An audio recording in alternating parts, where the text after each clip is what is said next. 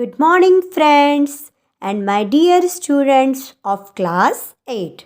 Yes, today we will learn a visit to Cambridge, our seventh lesson in our textbook.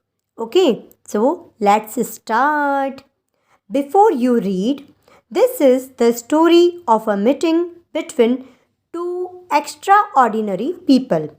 यह जो कहानी है जो हम पढ़ने वाले हैं यह दो असाधारण लोगों की मुलाकात की कहानी है. Okay, so this is the story of a meeting between two extraordinary मतलब असाधारण पीपल यानी लोग, दो असाधारण लोगों की मुलाकात की कहानी है. बोथ ऑफ देम, वे दोनों ही डिसेबल्ड और differently abled, as we know say, जैसा कि हम कहते हैं कि वे दोनों ही अक्षम या विभिन्न रूप से समर्थ हैं. Stephen Hawking is one of the greatest scientist of our time.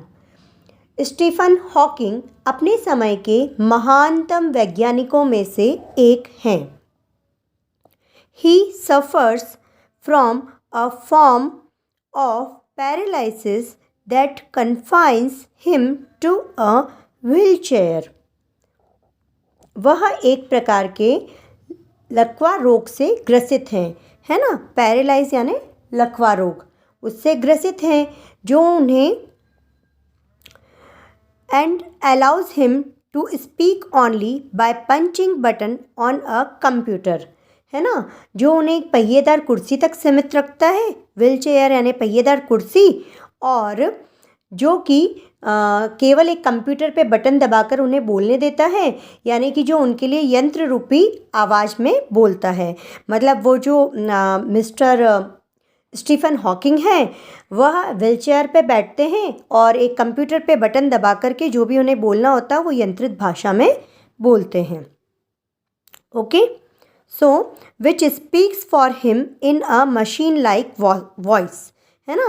वो कंप्यूटर पे जब भी बटन दबाते हैं तो वो मशीन की तरह, यंत्र की तरह बोलते हैं. आगे हम पढ़ेंगे. Firdaus Kang is a writer and a journalist. Firdaus Kang, है ना. फर्स्ट हमने किसके बारे में पढ़ा था? स्टीफन हॉकिंग के बारे में.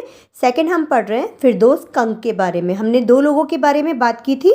सो जो दूसरे व्यक्ति हैं वह है फिरदौस कंग, जो कि क्या है, एक राइटर यानी लेखक, एंड दूसरा जर्नलिस्ट यानी कि पत्रकार, है ना. हम न्यूज़पेपर पढ़ते हैं तो न्यूज़पेपर में जो भी हमें जो भी जानकारी मिलती है, जो भी समाचार मिलते हैं, उसको एकत्रित करने का जो काम करता है वो कौन करता है? जर्नलिस्ट, है ना. तो वो क्या है, एक फिरदौस कंग जो है वो क्या है, एक जर्नलिस्ट भी है, पत्रकार भी हैं और लेखक भी हैं. आगे पढ़ते हैं हम उनके बारे में.